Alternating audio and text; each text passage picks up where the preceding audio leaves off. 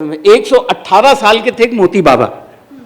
तो वो उनकी उम्र 118 की और 6 फीट का आदमी, और वैसे ही खड़ा हो जाता है स्टेज पे और जाके जो बोलना शुरू करते थे तो पनाह मांगती थी ऑडियंस, और ऐसे ही चले जाते थे उठ के। तो मुझे याद है कि वो हम लोग सर्दियों के दिन थे, कहीं कंपनी लगी हुई थी और हम वहाँ स्टेज पे कोई सीन चल रहा है और हम यहाँ बगल में बैठे, कुछ आग वाग जलाए और वहाँ आग के पास बैठे हुए थे, मोती बाबा में बैठे हुए थे। इतने में क्या हुआ कि वो सीन ख़त्म हुआ, वो तो पर्दा गिराया गया। उसके बाद कोई एंट्री करता था, कोई गाने की एंट्री करता था या कोई कॉमिक सीन होता था, तो मोती बाबा को उठा दिया कि मोती बाबा जाइए, आप एंट्री कर लीजिए। तो बस वो क्या करते थे, एक तो गंजे रहते थे, उन्होंने राख उठाई और सर पर रखी, सीधे पहुंच गए स्टेज पर और जाति से शुरू हो गए कि बोलिए चे से चुन्नन चकोर की चांद पे चांटा मारा, और चांटा यूं करते तो पूरी राख उड़ती थी उनके सर से।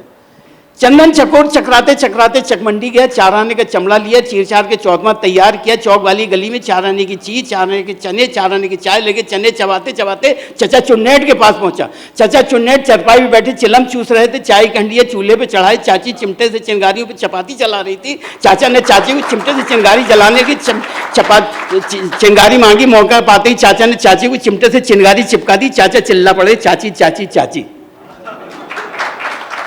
यही अनुप्रास अलंकार है शायद मेरे ख्याल से। जी, जी, तो ऐसा तो मैंने कभी नहीं सुना था। तो ऐसे ऐसे लोग थे वहाँ। तो ऐसे लोगों की सोहबत में बस सीखने के अलावा कुछ नहीं था कि मैं वहाँ से मुझे आदत पड़ी कि भैया जितना इस जन्म में सीख सकते हो सीखो, और जैसे ही सीखना शुरू किया तो ज़िंदगी छोटी सी लगने लग गई। तो बस यही मज़े था। फिर ऐसे लोगों के बीच में रह के फिर जो सीखने की लत लगी, तो ऐसा लगता है कि बस ज़िंदगी भर सीखते चलो, और अभी भी सीखते ही चलता हूँ। किया भी है तो वो तो ठीक है, लेकिन सीखने में बड़ा मज़ा आता है मुझे।